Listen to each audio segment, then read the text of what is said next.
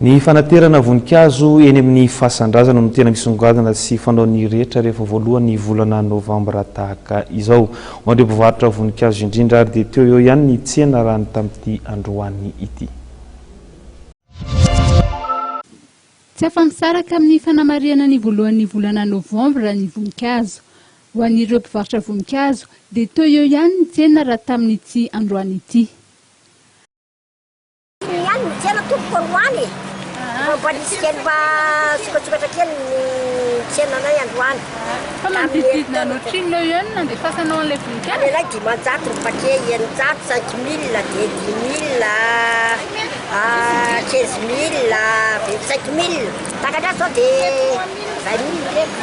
Raha hoahana tamin'ny fotoana izay na nahoana? Izay afa-tsy izay nahoana loatra, tsy dia hoe ratsy, satrono miambona hoe tsy ratsy ny tsena fa atontony ihany tompo. Fa ilay vidiny tiako tenenina hoe niakatra sa nitovoka samy? Niakatra kely ny vidy satria lafolafo ny voninkazo tao ao izay. Eo ihany ny voninkazo e. Tsy dia misy tsena mihitsy androany fa tsisy olona vitsivitsy. Ary ny vidiny manahoana raha hoahana tamin'ny fotoana? Atonotony mitovitovy ihany ka. Mitovitovy ihany ny vidiny. Anisan'ireo voninkazo be vidy na dia lafo aza ny vidiny ny glaïeul izay manomboka amin'ny 5,000 ariary eo ny fehiny. Saika eny Anosy avokoa no maka entana ireo mpivarotra voninkazo tonga manatona ireo toerana misy fasana toy ny ety Anjanahary. Hatry ny omaly izy ireo no efa tetỳ an-toerana ary mbola hitohy hatramin'ny farany herinandro izao ny fivarotan'izy ireo voninkazo ety Anjanahary.